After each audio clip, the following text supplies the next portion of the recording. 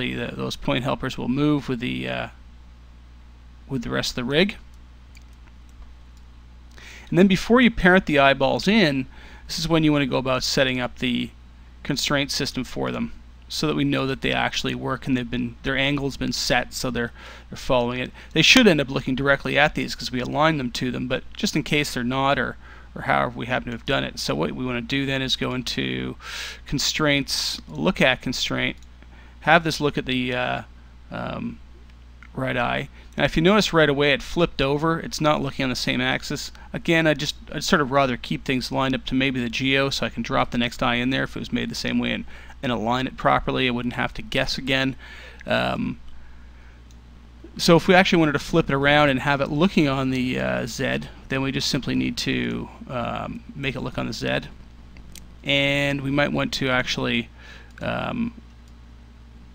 reset this, the up node, to be,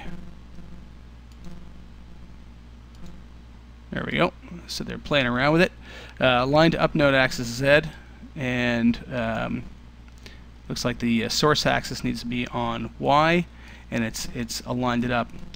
Now what's going to happen when we move the eye target, you can see that that remains looking at it.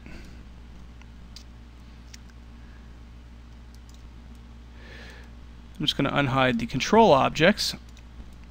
Here's one thing that will probably happen, is when I start to rotate it side to side, the head side to side, you can see that that point helper that I generated, that I want to parent the eyeball to, is actually staying pointing up in world space. Well, that's no good. We want the eye to actually rotate with the head correctly from side to side.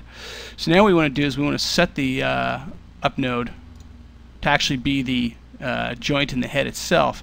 It'll probably flip this over, and we may have to go find the correct axis again if we want it to be lined up, in this case back to X, because X is along the bone.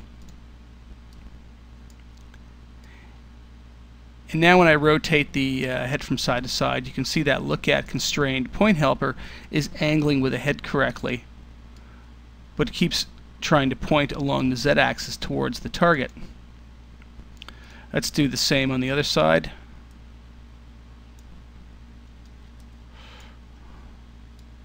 Constraints, look at,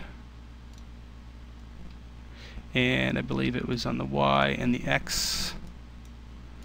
Set the up node, and it looks like I flipped it over at some point.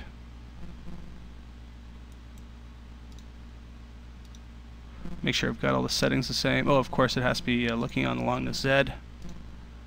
And there we go. And now that one's set up the same. I'm not big on these lines going on forever for the constraints, so I tend to either turn off view length absolute, and what that will do is it'll make the length of this blue line that points towards the target, it'll stop it at the actual target object.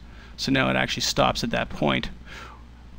I usually end up just turning this off completely and not have them come out of, if I've had half a dozen ones, 6 of the other with animators, you could probably set this to some sort of checkbox on off or something, so that animators could turn it off on and off if they want to see where the eye direction's going.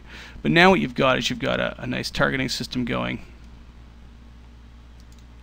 and the eyes are targeting.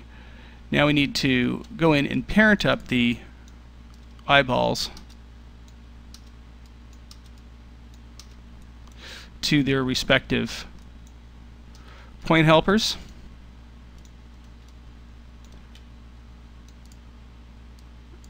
And once again, we should have a targeting system that works fairly well. Now what you can see is there's actually a little bit of roll happening on the eyes. I think this is partly due to the fact that the head bone is on an angle.